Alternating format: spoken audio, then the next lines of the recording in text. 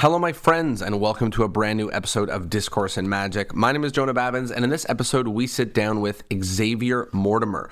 Xavier is an incredible magician with a crazy story, from performing in circuses on the street, performing his show in France, in Paris, getting a show in Vegas, and now blowing up and performing mostly online and doing magic online with an exciting announcement coming up at the end of the episode.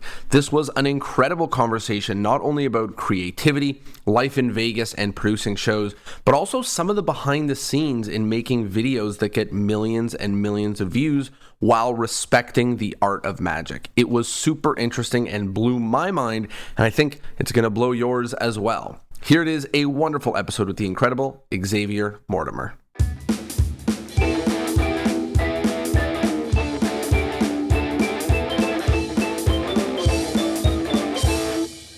Hello, my friends, and welcome to a brand new episode of Discourse in Magic. My name is Jonah Babbins, and we are here with Xavier Mortimer. Xavier, how are you? Hey, Jonah, how are you? Thanks for having me. I'm doing amazing. Really excited to chat with you. You know, I've seen your stuff from a distance online as well as in person at, I believe it was FISM. You did your full show, the last FISM, yeah, which was spectacular. And just learning a little bit more about what's going on behind the scenes is really incredible. So I'd love to start with the very beginning. How did you get started in magic?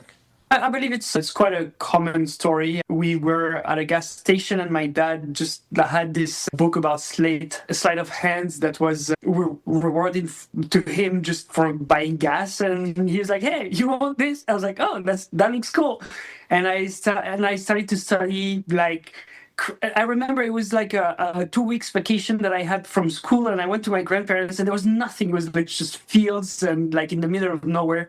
And I had this book with me, and I started like the first thing that I learned was the back and front palming, which is one of the most difficult yes, movements in magic. And I had only that book that explained that back and front and other card tricks. And I remember like practicing, and it was the first thing that I ever learned in magic. And then I dug around with like meeting other magicians and like people who were friends with my parents. And, oh yeah, I know this guy, he used to do some tricks. And you know, after a while I jumped into this world like fully. Wow. I mean, first of all, it's crazy to start with front and back palming. I think it gives you a unique view of magic that everything, you know, has to be difficult. You know, eventually you find out that it doesn't, but like, I'm sure that took a long time to, you know, be able to do. But you grew up learning magic. You were in France, correct? Yes. So what was it like learning magic in France? Was it a lot about the community? Was it a lot about reading books? Was it magic shops or conventions? What were the places that you started to go to get more into this world? Well, yeah, definitely the space, the location is not like what made it so special. It's the time. We didn't have YouTube. We didn't have internet. So I remember after learning all these back and front and palmings and stuff, I received from this faraway city like a booklet, like literally a magazine that says, "Hey, do you want to buy this trick and this trick?" They printed it and they sent it to you by mail, which took like 5 days, you know. And I received that, and I looked at all the pictures that was hand drawn, and like, I want this trick, the flying handkerchief. That looks amazing. I could perform that. That's cool. And it took me so long to get it. You know, like today you just go on the internet and boom, you've got it. You know, like shop, like Apple Cash, whatever. You got every tricks in 2 minutes.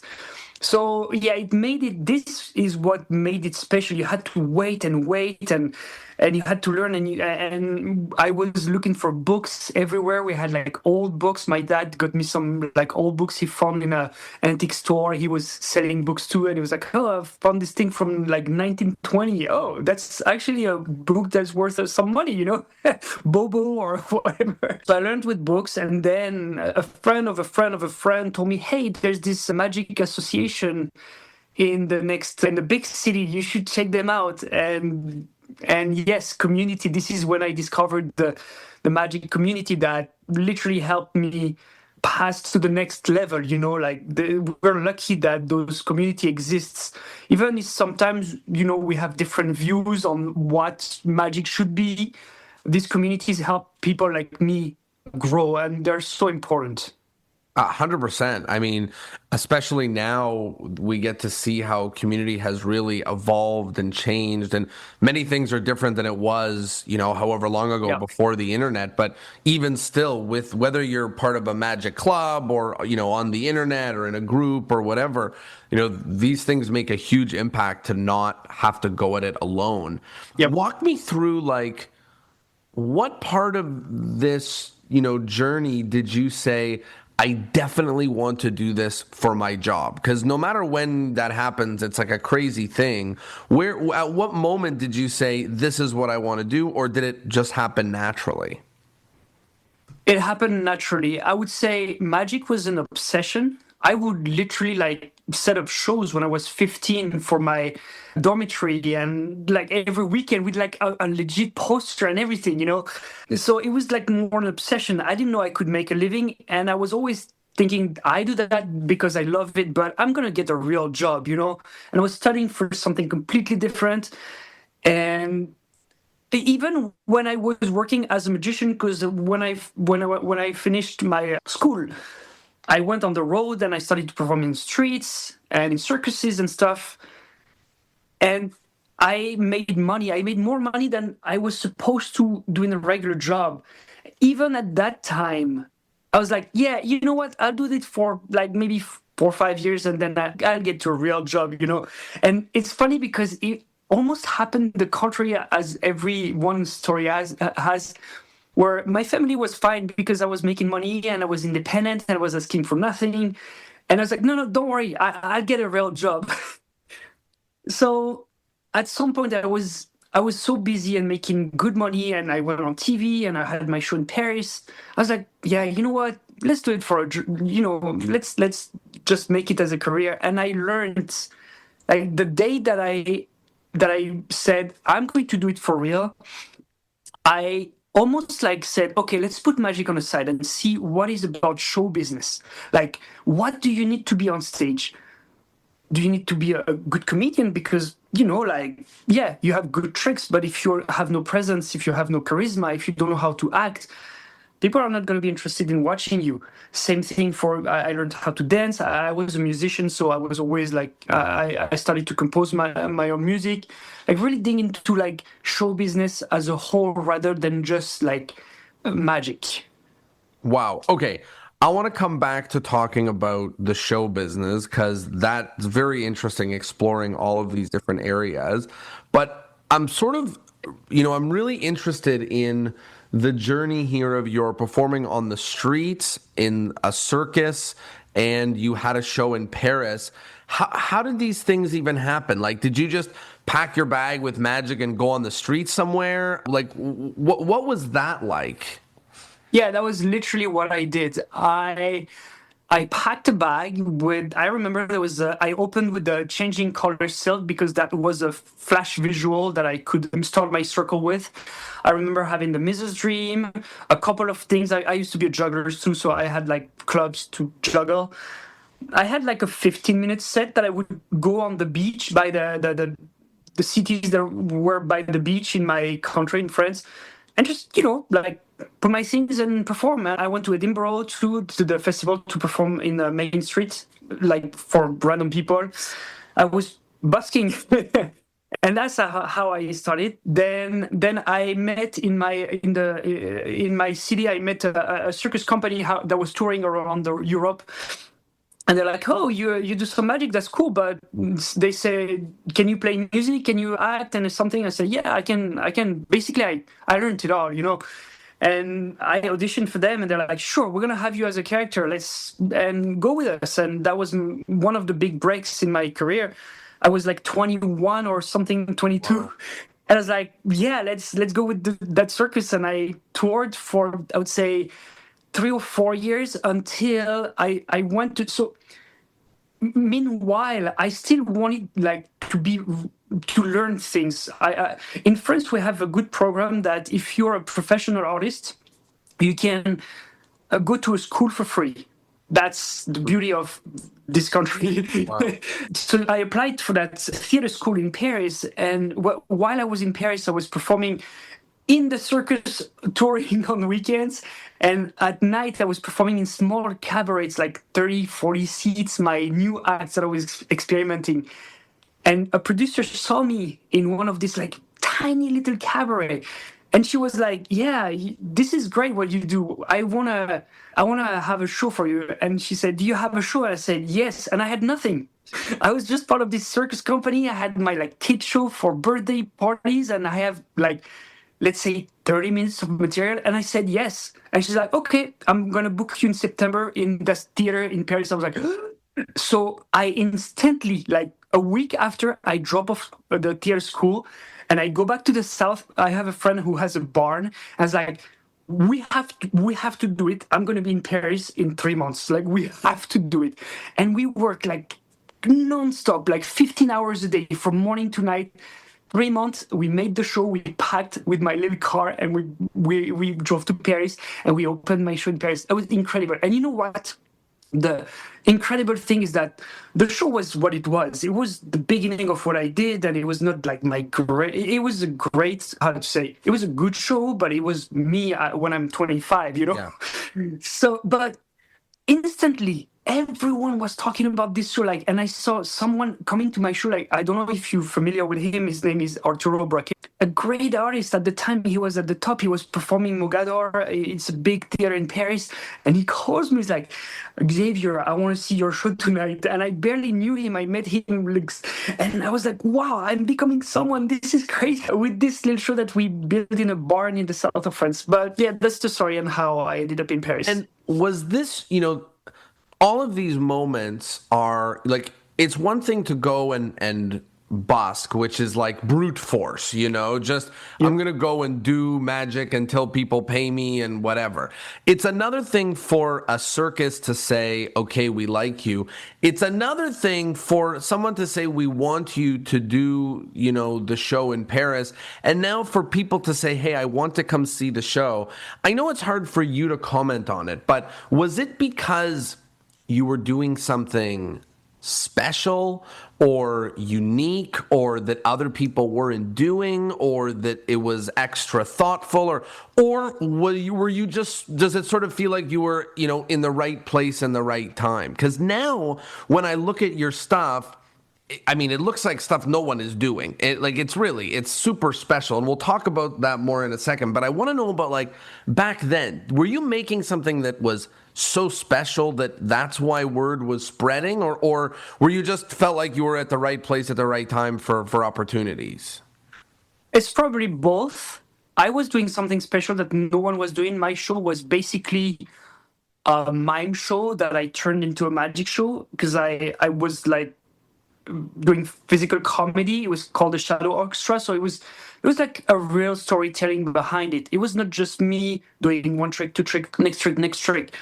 It was a full storytelling show, and every magic trick that was inside, I did a coin routine with I had the symbols, the little round in the symbols, Yeah. and I used those little, I don't know how you call this, sorry. But I used those things to do a coin routine, and then my costume changed into a sparkle costume. Everything was so justified, and I had a tube, those big instruments, and I pulled out a broom from the tube. Like, everything was around the music. It was this musician who lives in an incredible world. So yes, it was special. Yes, it was unique. Yes, people liked it because I've been touring like crazy. I think I performed that show probably 1,000 times. Wow. Like, for a show that you create on your own when you're 25, it's pretty cool. Yeah. And I toured all the theaters from France, actually. It was a mime show, so I went all around the world. It was also probably I was at the right time. Why this producer came to this like shady cabaret? Why? You never know. Like, life is full of surprises, and a lot of things that happen to us is luck. But I would say once you have luck, it's time for you to act. I love that statement. Once you have luck, it's time for you to act. I think, it's a mixture of both opportunity and the stuff that you were doing. Before we talk about sort of the next transition, which is, I guess, coming to America or moving to America and doing it from there, I think, you commented, you said the show wasn't just a bunch of magic tricks. There was music and it was a story. And I think obviously that makes for something unique. But, it's not that everybody out of France was making things that was like that. I think there was sort of standard, people were doing regular magic shows, and then this was special. If someone is listening to this and they're 22 or 21 and they want to make something that's incredible, aside from time, spending 3 months working on a show or touring, doing the act hundreds of times, what other things do you think a young magician should know about making an act that is special or making an act that is different? Like, what elements made that possible? Or is that just who you are and you just did it? I would say ask yourself the question why you love magic and why you don't love magic and what's missing. I answered that question when I created that show. I wanted magic that was more a storytelling magic, something that would be extremely visual. I'm like, when I see people doing an extensive card trick, I'm lost. I'm already lost. Like, I can't even remember the card that I picked. This is crazy. I have to really focus on remembering the card, and I'm like, oh, so I can't do that. And I was like, I want a magic that looks like Alice in Wonderland. I want a magic that looks like a Tim Burton movie, where things happen and it's a character and it's a Charlie Chaplin guy. This is what I wanted to see. And no one had done it before, fortunately for me. So I was like, let's do it. Wow. And even now, it's funny you talk about Alice in Wonderland and Charlie Chaplin, and it still comes through, in the magic that you do. It's larger than life. Do you have any, or did you, or do you have any rules for your magic when you are, putting it on stage, or it has to be like this, or it can't be like this? And maybe if it's not written out rules, but is there anything like what you just said, that these long drawn out card tricks, nobody cares and it's hard to, is there anything like that where you say, I'll never do this, or everything has to be, like this or like that? No, I think there's a potential in many tricks, and a lot of people release ideas and tricks, and you see that trick and you're like, no, let me, hold on, show it to me, give it to me. And you have that click that's going to make the trick works. And it's not always coming from me. It's sometimes coming from the people I'm working with. Sometimes they're like, why don't you do that? I love that visual. Why don't you start this way instead of starting this way? And the whole perspective changes. You can literally make something new with something old. We have there's millions of tricks that exist, and every trick, every magician who's going to come up the next generation and the next generation is going to recycle whatever we have created in the past. And they're going to be like, that trick was great, but look, this is the way we should present it. This is the media it's going to work on, not only theater, but we're talking about social media, TV, street magic. Many tricks can be recycled and presented in a different way. That's going to make it work. But in the end, we're using the same things.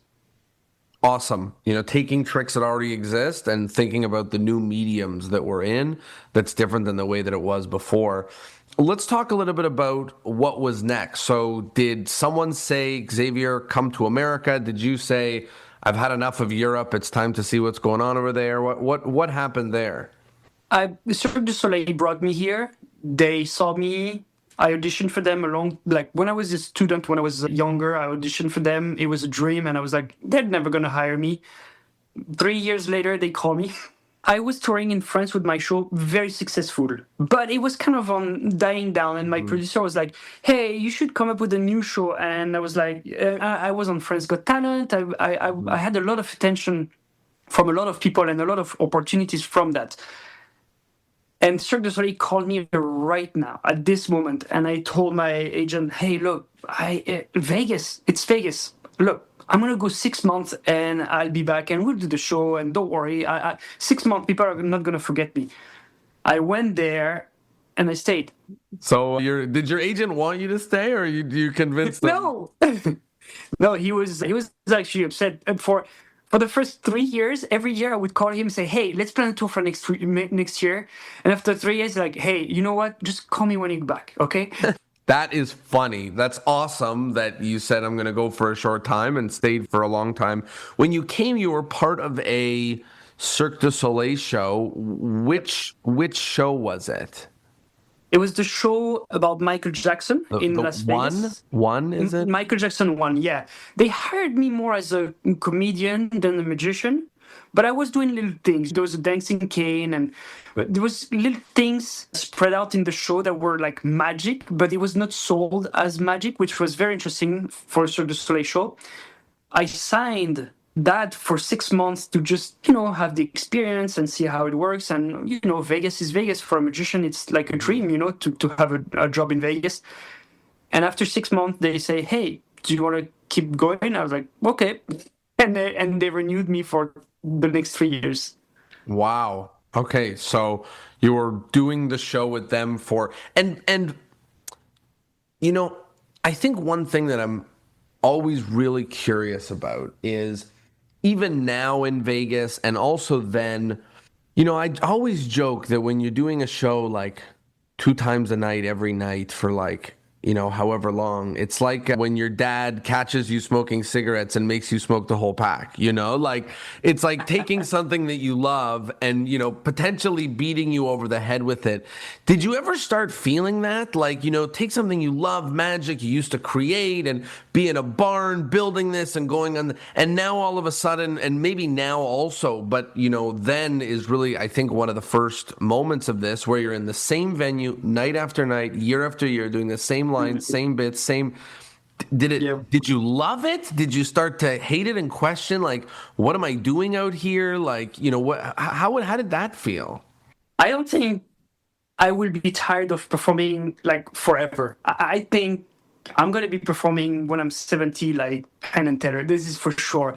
I think the adrenaline and the joy that you get from performing, the response from the audience, the fact that you're doing something that actually touches people, it's incredible. I will never be tired. What tired me a little bit at the end of the 3 years was more like you have to go to work rather than go performing. It was more like, okay, it's time to go. Yeah. But the performance in itself, I was enjoying every moment of it. Every time I'm on stage, I'm enjoying this to the max, First of all, that's amazing to hear that it doesn't, get tiring, because I think one thing that happens to a lot of performers, even myself included, when things are show after show after show, back to back to back, it doesn't feel the same, maybe it loses a little bit of the charm. And the first time you step on a giant stage, it feels amazing. And, the 50th time or whatever, the 200th, it kind of feels like you're going to work.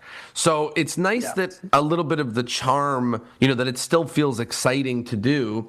What was the reason why you stepped away from the Cirque show? Did it just end, or did an opportunity come for your show?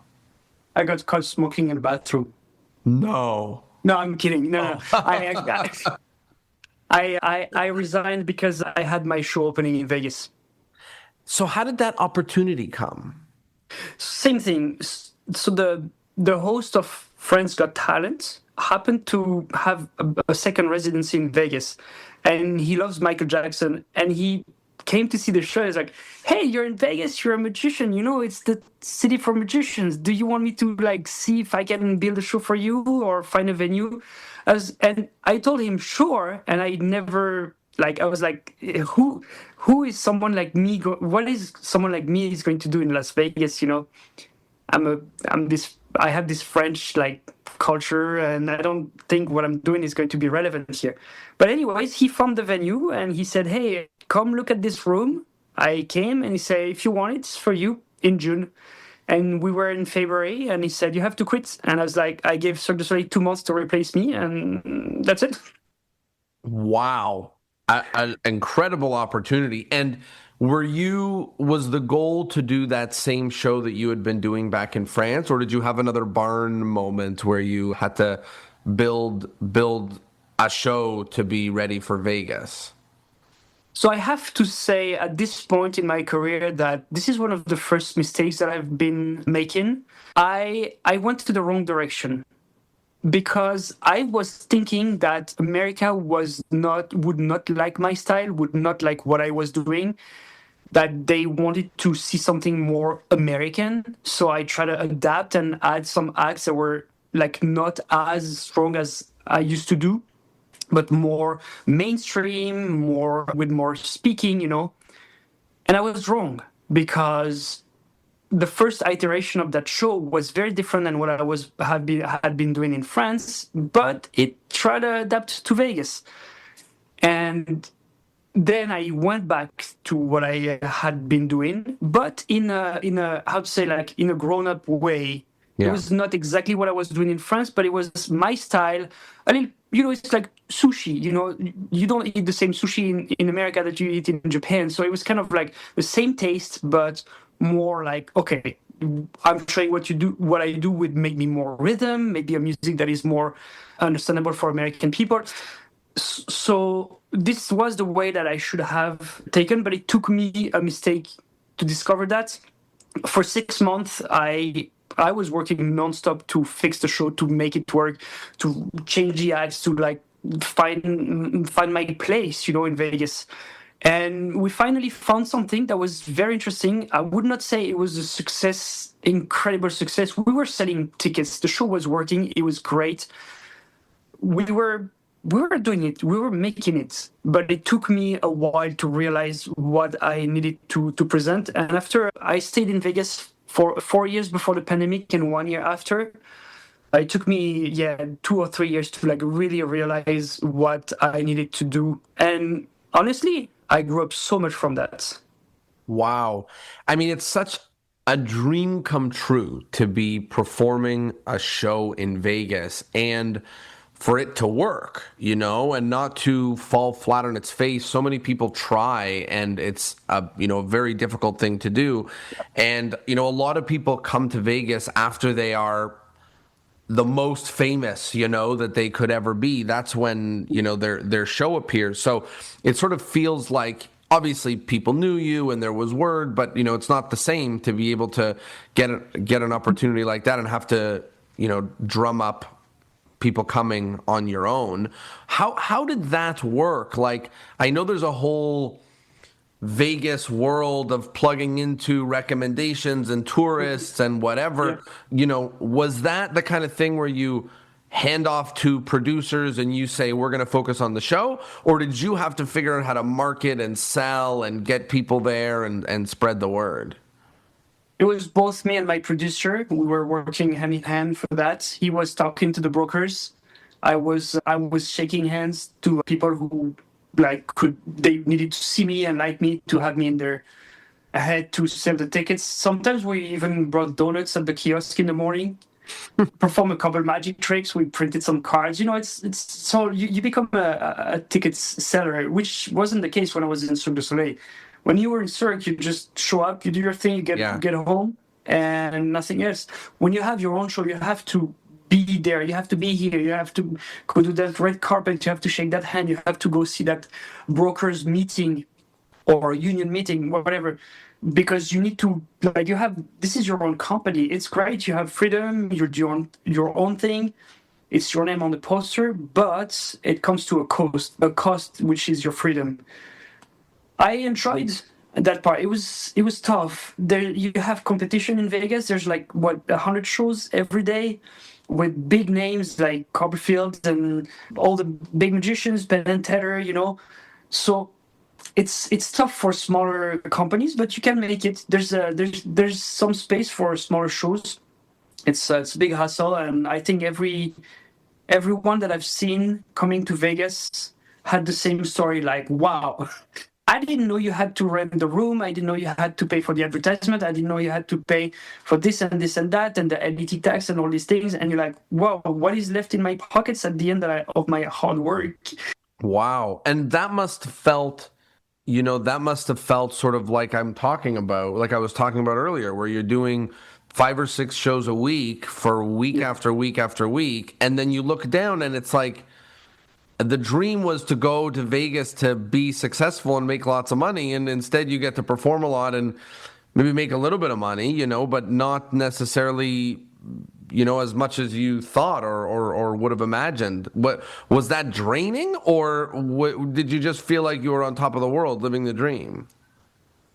No, performing every night, having to having to go to the theater 10 minutes before or 20 minutes before the show and having your team having things ready for you, it's something that is amazing. Like, you can find that nowhere on earth. Like, if when you travel, you have to build all your props and you have to Yeah. ship them, you have to go through security.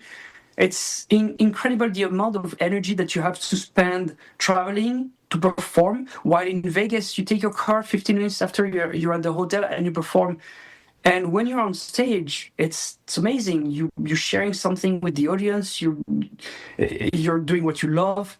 But yeah, the hustle for keeping the room full is a hustle. You've got to be ready if you want to do that.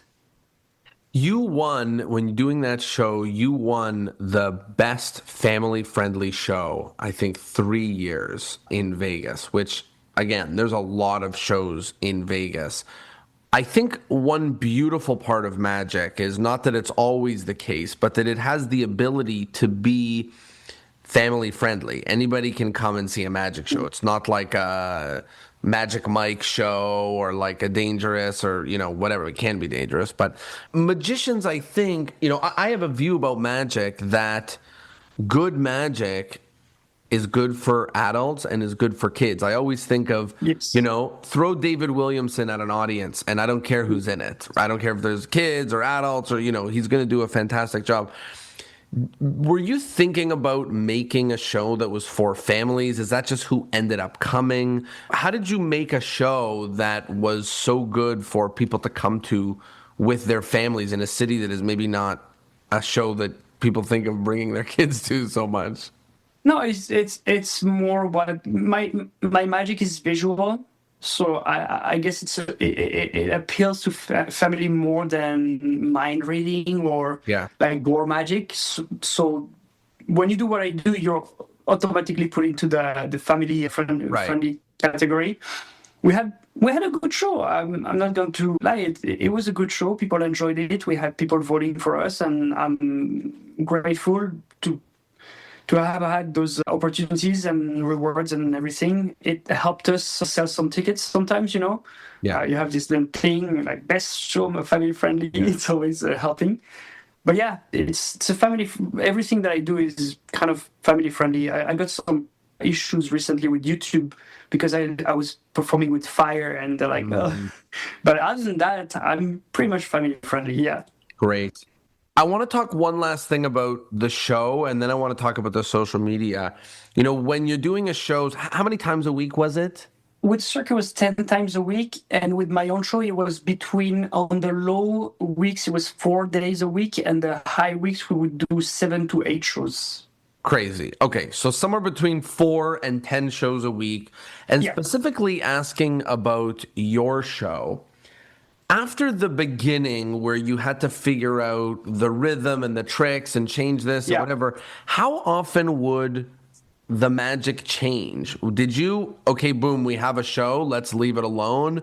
You have different people coming to see the show every night, so it's not demanding to change it. Or would you constantly be working on, let's add this or add that or something different? Yeah, it's constant. You never stop. And if you stop, you're dead. You have to Wow. change your show. You have to constantly change. You have to constantly improve, and you improve as a magician too. My acts are not the same when I entered Vegas than when I left Vegas because they have 1,000 ways that I've done them before with experimenting this and this and this happened. So what do I do when this happens? Oh, this happened. That's amazing. Let's keep it in the show. You see, I think it's the same story for most performers. Otherwise, it becomes boring. You have to change. You have to constantly. It's a cue. It's just a sound effect that you're gonna move like 3 seconds earlier, and that's gonna make the hit perfectly on time. You know, always. And I think you have to keep improving your shows until you stop performing. You know, in Vegas, when you go see a show, the image in your head is that you're going to see a big, grand Vegas show. And some of the illusions that you do, like the jumping rope, is one of the most incredible illusions I've ever seen. And, you know, there were others that you did that also felt larger than life. Did Vegas, I don't want to say make you, because it's you, but, you know, did Vegas make you make your show play bigger, have bigger illusions, you know, scale bigger, or is that always the size of the magic that you would play with? No, in Vegas, you have all types of shows, and most shows perform in 100 seats room.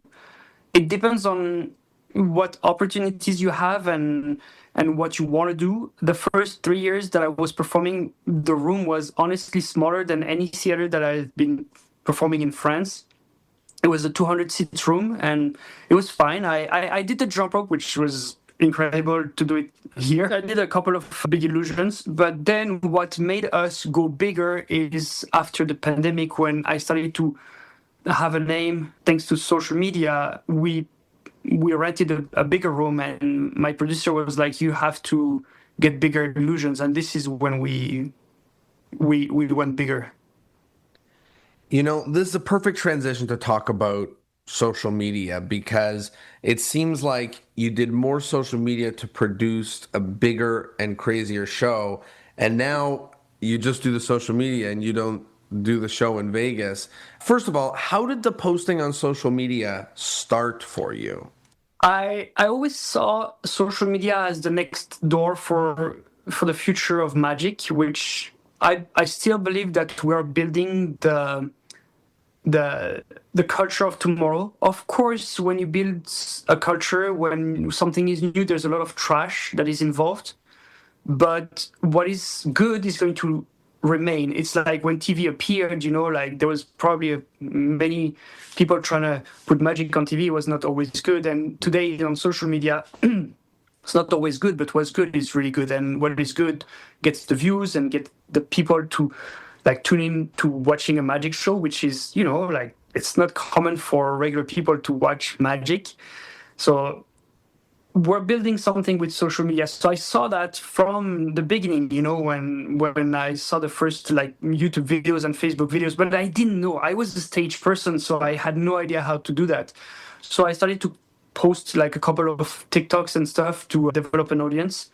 And the fun part, this is something that maybe magicians could learn from something from that, because I learned a lot from that. I had an Instagram, and I was all about Instagram, and I was posting photos of the show and, hey, this is me in this country doing that, like regular, like touring magician posts. And I had these ideas of magic trick that I would perform in the streets, like what I've been doing recently. But I never wanted to post that on Instagram because I always thought, oh, I have 5,000 followers. Those people are only magicians. They're going to hate that because it's cheesy. It's not the right way to perform magic. And a friend of mine, Rick Lax, told me like, hey, open a TikTok account and post it here. There's only kids. Like, you can't risk nothing. Magicians are not going to see that. And I started to do that, and I went viral with those videos, hidden. But then I brought them back to my Instagram, and people still like them. I was like, oh, so I stopped myself because only I thought that people would not like what I do. This was a bad choice. Like, just even if you think that this is not the right way to present magic, just go for it. And if it's not good, it's gonna disappear. That's it. So first of all, that's great advice, because I think a lot of people, myself included, are afraid to post things, online and afraid for the way that it looks. You mentioned that there's bad social media magic, and I don't want you to point to individual people, although you're welcome to, but I'm asking to understand, like, what makes for good or bad social media magic? Because obviously different people will put the line somewhere different. Some people say anything on social media is bad if it's not 100% real, and in person it's, it's not good. Some people will say if it gets the views, who cares? It can be anything. Where for you does the line land? Like, what for you is this? If it accomplishes this, it's good. Or if we allow ourselves to do this or not do this, it's good. Where's the line for you? It's a challenging question for me. I'm in the middle of that. What I know is I want to I want to I want to show the art of magic to a larger audience, which is an audience, a new generation audience who will not hear about magic unless it's on YouTube or unless it's on TikTok. The way that I do it respects what I love about magic. I'm showing what I would like to see if I was a kid on TikTok, scrolling up and seeing some magic trick. This is what I would like to see. Whether I am in the right or in the wrong, or if I'm doing good or bad, I think the history is going to tell us. Like some people are big sensation for like a couple of years and then they disappear. And oh, remember that guy? Oh my goodness! And you pull up a video and it's so cheesy and bad, even for music.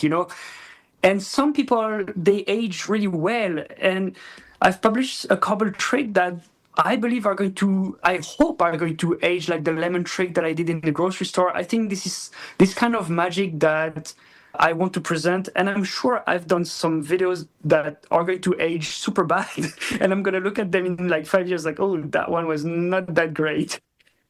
I mean, I like the perspective of just seeing how it ages and that time will tell, because we are in the early stages even still of what watching this stuff online looks like. I want to comment very specifically on your videos, and if you hate this and want me to remove stuff, I can. But I think there's two things that I notice about them. One that I think is really incredible, and one that is not a bad thing. It's just a thing. And I just want to know, your perspective. So the thing that is really incredible is that the magic is phenomenal. Like, the magic happening in these videos is phenomenal, and it is incredible. This isn't a little puzzle toy. This isn't, anything like that. And it also has a lot of respect for magic, in the sense that it's not teaching how things work and doing an expose. It's not doing a lot of these things. The other thing that is happening in the videos is, if you're a magician, you know that it's a set. There are people that are helping you, in different places. And I think there was a moment in time when we started seeing magic on TV, for example, where David Blaine and Chris Angel and a lot of people had commentary on using a stooge or using this, and that was a horrible thing. And then now in the world of social media magic, it's almost hard, almost impossible to find someone who is doing magic for real people that is incredible and amazing and getting lots and lots of views, for doing, like, for the first time, one take. Hey, come here, one take, we did it, okay. That's it. And I just want to know what your approach is and what your thinking of it is. Do you think it's just about what the viewer at home experiences, and magicians who say it needs to be done in one take, just like I need to have seen it in person? Do you think that that's like not true and that's the wrong perspective? Do you think, I just want to know how you think about this, because there's a lot that you do that so clearly respects magic, but I know that there's people that view using like a set and doing 30 takes and doing, all these things as being, not really what magic's about. So how do you think about this? So there's a couple of things. First, the way that we approach and you can ask the people who work with me, it's very, very rare that we do more than 2 takes. Wow. And usually when we do more than 2 takes, it's because the trick is not good and eventually will not get published. The way we present the tricks is more like we ask people to show up the same way we would ask them to show up for the Wheel of Fortune. Hey, we're going to film something, come over, we're not going to tell you what happens. Sit down here, there's going to be a cup of coffee in front of you. Oh, by the way, can we use your phone? And we say, oh, I'm so sorry, your phone. Can we change the case? Yeah, no problem. You see what we trick people in those videos the same way we would trick people in real life. Like you don't see the pre-show, but there's a real pre-show. Yeah, there's a real pre-show behind. And the main thing that we ask people is to not to act. We tell them, look, something's gonna happen. Xavier's a magician. We pre-show them. Of course, I'm gonna do double cross. Of course, I'm gonna do invisible deck. Of course, I'm gonna do that. So they get the hit, and you see that reaction. That's great. Keep it. Just don't change nothing. Just stay yourself. We sit them. I come and I do my thing. It's rare. On the first take, usually we have a good take, but sometimes we bring 3 sets of people, between 2 and 3 sets of people. So the other ones wait in the back. Yes, the other ones wait in the back. And if the 2 girls or the 2 guys are not reacting the right way that we like with the trick, we're going to change them. Hey, thank you so much for coming, guys. Hey, guys, come over here. Sit here. There's going to be a cup of coffee. Xavier's going to perform a couple of tricks. Just stay here and chill. We do it again. And sometimes what happens is that the first time the trick doesn't work, but we see the potential.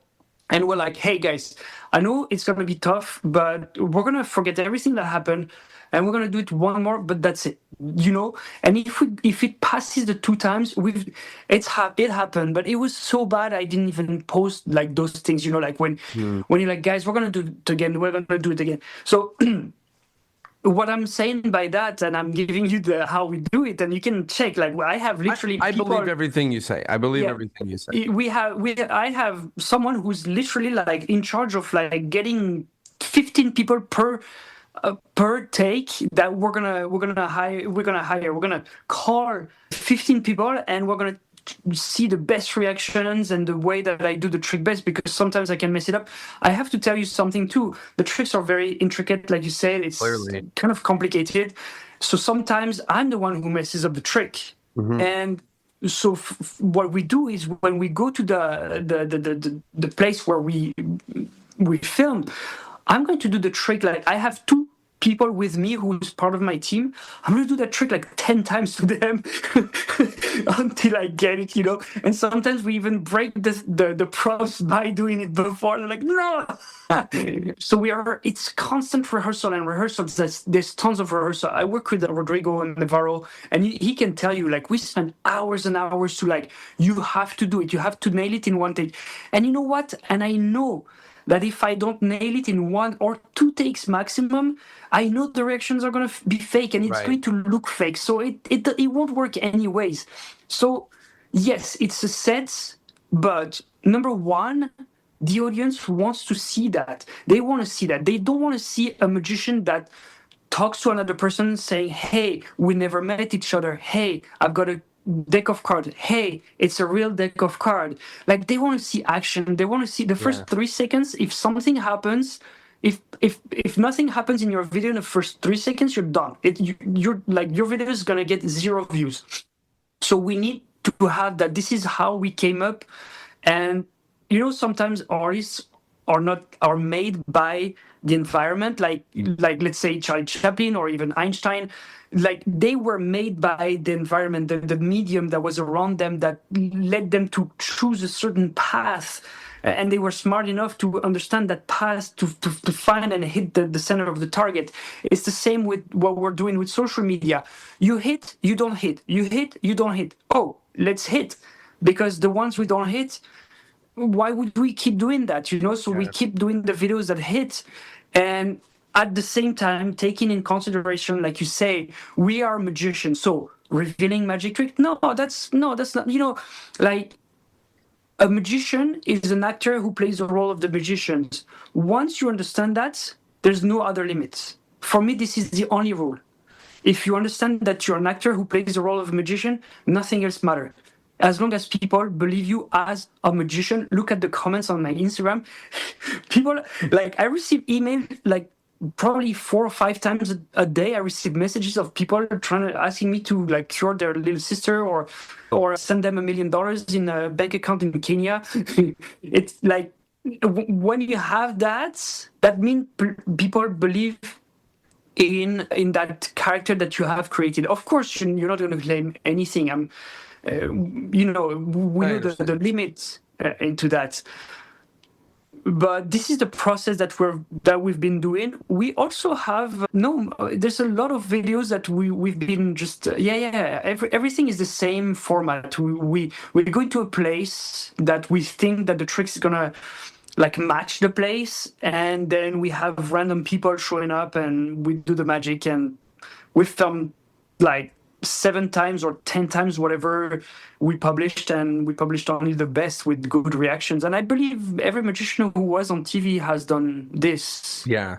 Well, first of all, thank you for giving me the context to what is going on behind the scenes, because obviously you can see that you have a great respect for magic in what it is that you're doing and choosing to upload. And magicians that know even about magic in general are excited to see something as unique as like what you did with the lemon, to be like the dancing hanky, and to look and see the different videos that you're doing that really do honor putting magic in another environment. But it really gives me a lot of context here to show how much of it you truly are preserving by bringing new people in and doing it with 6 or 7 different groups and trying to get the actual authentic reaction.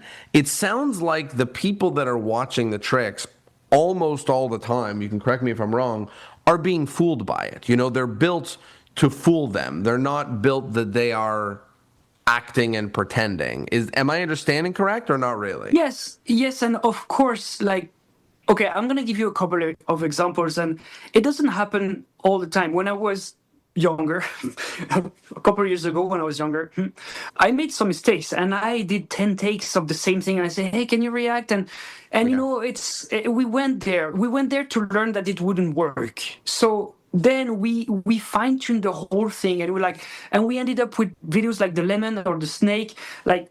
Yeah. I'm going to tell you what happened with the snake, for example. That video is crazy. Yeah.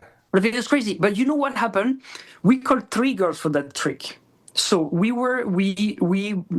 have a restaurant that we film videos that allows us to like use it when it's empty. So we just called 3 girls and we say, hey, we're gonna do the same thing. We're gonna do a magic trick.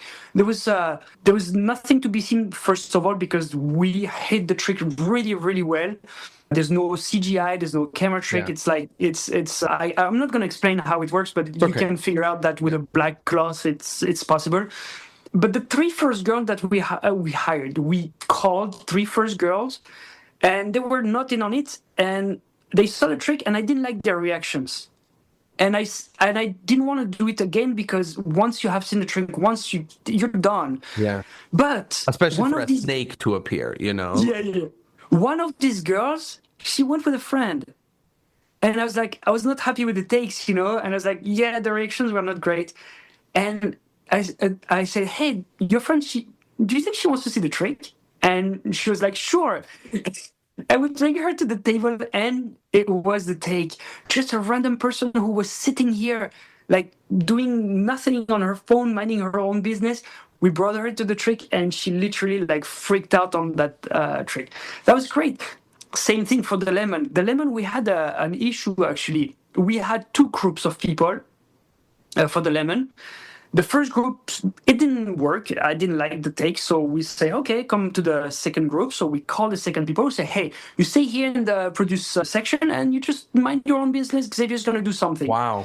And I pick up the lemon from the hand of the lady, or from the I don't remember, from the shelf. And I make a mistake. It was just before I started the trick. And I was like, and I stopped right here because I knew something was wrong. And I knew that if I was going further, I would ruin it for them. Yeah. ruined the reaction for the second take. Yeah. So what we said, we stop here, and sometimes it's very like we're very like secret with this. I just picked up the thing and I backed up and I was like, I made a sign to the camera and the guy was like, "Hey, we're gonna change a little thing. Can you stay right here? Perfect. Thank you so much." And I did it again. And the take that you saw, that lemon, is the first take that we did with those people. Wow. But again, it's not always happening. Like, we failed a bunch of times, and you can't succeed if you don't fail. There's tricks, and I remember Patton was with me at one of these shootings, and we had to film, I don't know, 15 times. I don't remember. It was awful. And the video, I've never published it. Wow. Yeah. Well, first of all, again, thank you for the context on the behind the scenes of how this actually works and comes together, because not everybody is really honoring authentic reactions and, honoring the quality of the magic. And it's very difficult to do and very costly to do, to have 5 groups of couples to wait in line to do this so many times to try to get an authentic experience for the people that are watching it. And I think, like you said about like magicians on TV, that everybody is doing some level of all of this, Yeah, exactly. For Netflix shows and for this, everyone is, okay, I need an actor. Okay, we have to do a pre-show. Okay, we have to do this. Everyone is doing all of it. And sort of like I asked earlier, it always is different where the line is, for each person. Each person who does magic on social media decides where the line is for them. And it feels like you guys are doing a lot of work to, hold up magic, the honor of magic and what it's like and what it's like to experience. Can you give us one more peek behind the scenes of, what does it take to pull off this video in terms of how many camera people do you have? How many editors do you have? How many producers do you have? And I'm asking because it's such an interesting universe to go from one person performing on the street in France to being a part of a circus to having a show where maybe there's some producers and some team to now being a director, and a producer. It's a very different life. So how many people does it take? What are some of the roles that people fill in making this kind of thing possible? And how did you become the person that you have to be to do what you're doing now versus performing on stage? Like, it's how to become this person is more, do you want to take that opportunity? That opportunity to be on social media is basically offered to everyone, and you just have to take it and go for it. The behind the scene it's very extensive. I have a personal assistant who literally books all the shootings. I have probably 10 Google Docs that you have to follow in order to book one shoot, between the locations, the release, because we have to sign release. We're going to be featured soon in an episode of a very famous cartoon animation TV series on Apple TV. And they were like, "Do you have all the proper release?" And I'm like, "Oh, I'm so happy we did that, because I was like, yeah, we should have some releases." And a lot of people, they're like, "Yeah, it's social media, don't worry." But no, when you grow up, if your video passes a certain level, you're gonna need those releases. So we have release, we have booking places, and when I book the places, I have to do a story.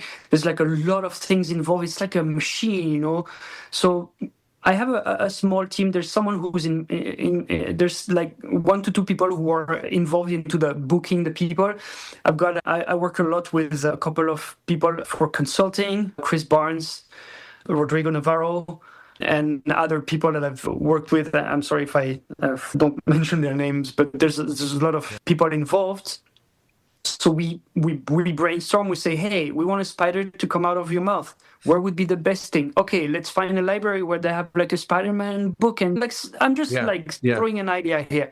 great. So we need to get the library. So let's call all the libraries from Las Vegas. And oh, by the way, we filmed that trick in this library. We know that those people, they're gonna be okay. So we find the library, we find the day. Now we have to like make the trick look good on camera, also look good for the people who are here. Yeah. Who, by the way, if you think that there's angles, it's funny because we did a trick with a fish recently with a girl who just came to this restaurant, and I did the trick where I was and that girl that you saw in the video. It's funny because at the end she really thought that I would ask her to act or whatever, and she said that was actually fun. She said, I was like, yes, yeah, and she was not expecting a real magic show. She was fooled by what I was doing, and I spit a fish in her drink, and she knew nothing about it. And I think it was the one take, And I think that day we had 3 people, and I had and I spit a fish in a drink like maybe 10 times before, so I made sure that the trick would look good. But anyways, then on site I have a bunch of people. I have between 2 and 3 cameras because I have always a horizontal and a vertical, and I have a spare in case. Yeah, we have someone filming behind the scenes.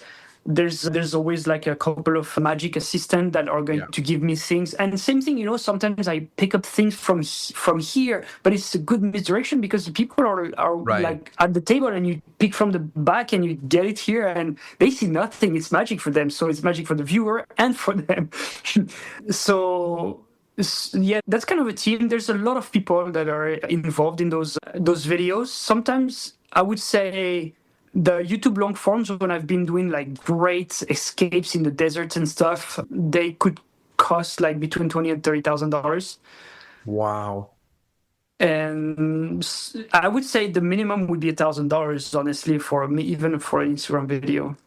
Wow. Because you have to buy, build, create, brainstorm, rehearse, and all of this time has to be accounted for, Is this your favorite chapter of your magic career?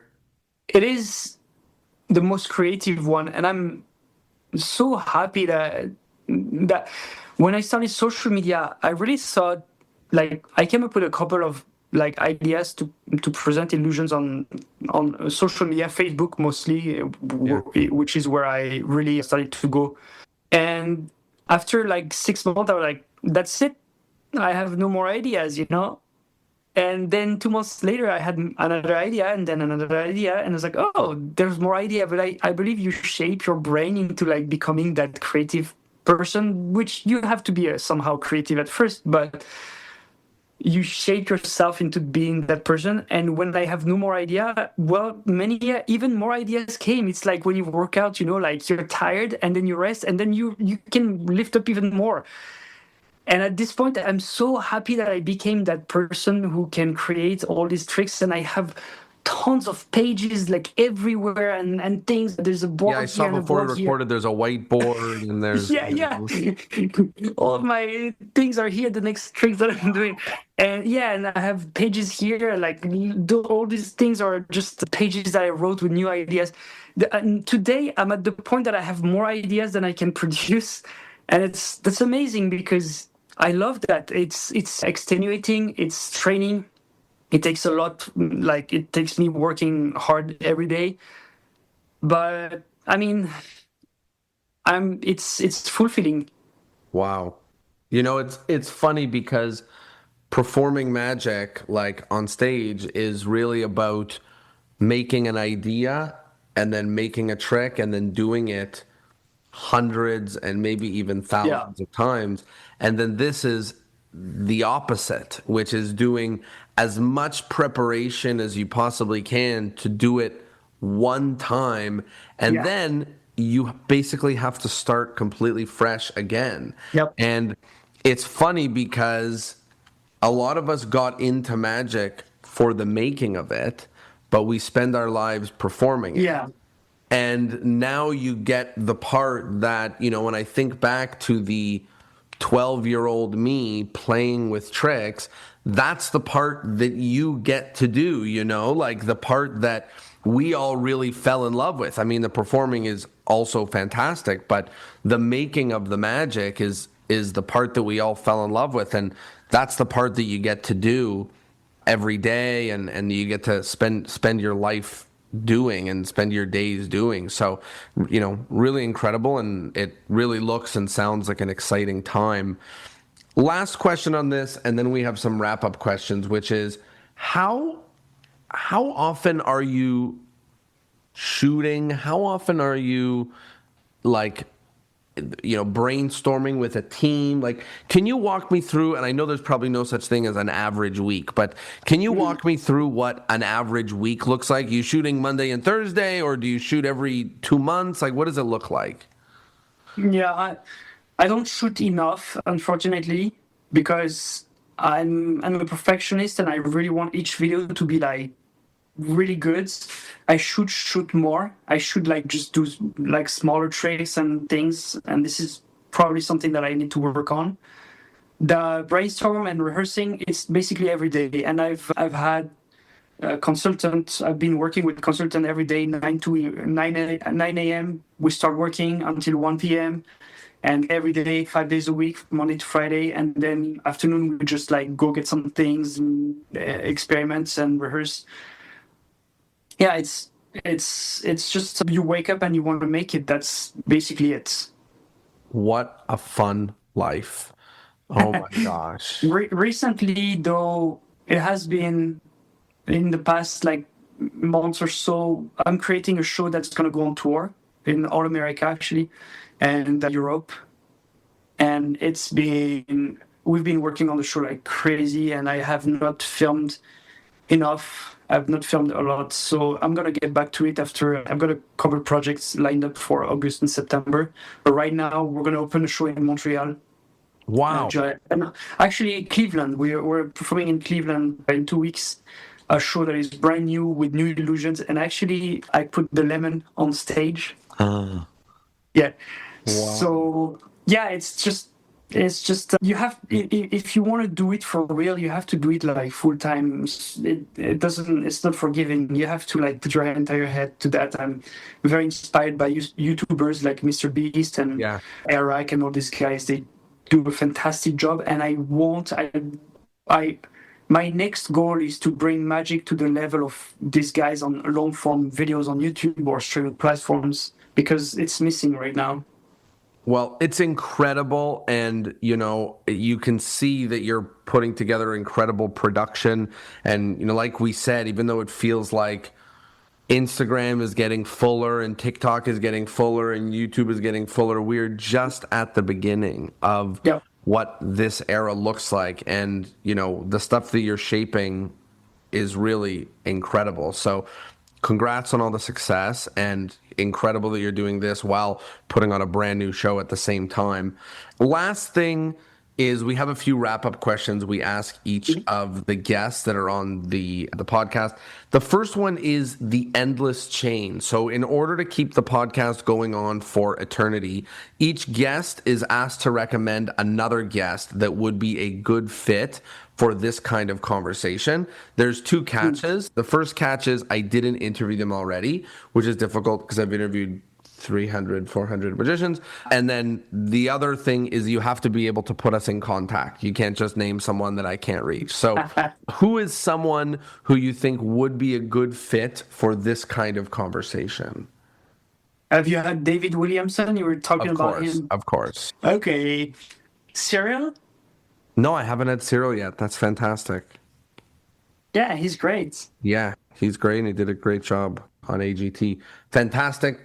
Second last question is about what we call the one thing, which is we talked about many things in this conversation and talked about many topics that hopefully one will stick with magicians that are at home and listening. What's one thing from this conversation that you hope that sticks with magicians? You hope that resonates with them? It's tough to say. Yeah, I think that the most motivation that we should keep in mind is not looking at others rather than saying, rather saying, what is missing? What am I missing in magic right now? Like, you can love different aspects of magic. What is that you love that you have never seen? Is everything that you love, you've seen it, or is there something missing about magic that you love and that you could be like the stage for it? I love that. It's what you said at the beginning about making the act that was so unique was, what's the thing about magic that I love, and what's the thing about magic that I don't like or that I don't see out there anywhere. So that's fantastic. Thank you for that. Last thing is, where can people find you? Where can people find your videos, and where can they see you perform, or at least see if you're coming to their city? So basically, anything that has my name in it is going to be is going to be a way to find me, xaviermortimer.com, at Xavier Mortimer, at Xavier_Xavier Mortimer. So on YouTube, Facebook, Instagram, TikTok, Snapchat, and of course my website, where we're going to host the new tour. It's going to take a little while, but we have 25 or 20 or 25 cities across the US planned for December. So it's going to be announced soon. Wow. Well, I'm excited to catch one of those shows when they come. Xavier, thank you so much for doing this and taking the time to answer some of my questions. And thank you to everybody who listened and tuned in. Thank you all for being here, and I'll see you all next Thursday. Ciao, friends.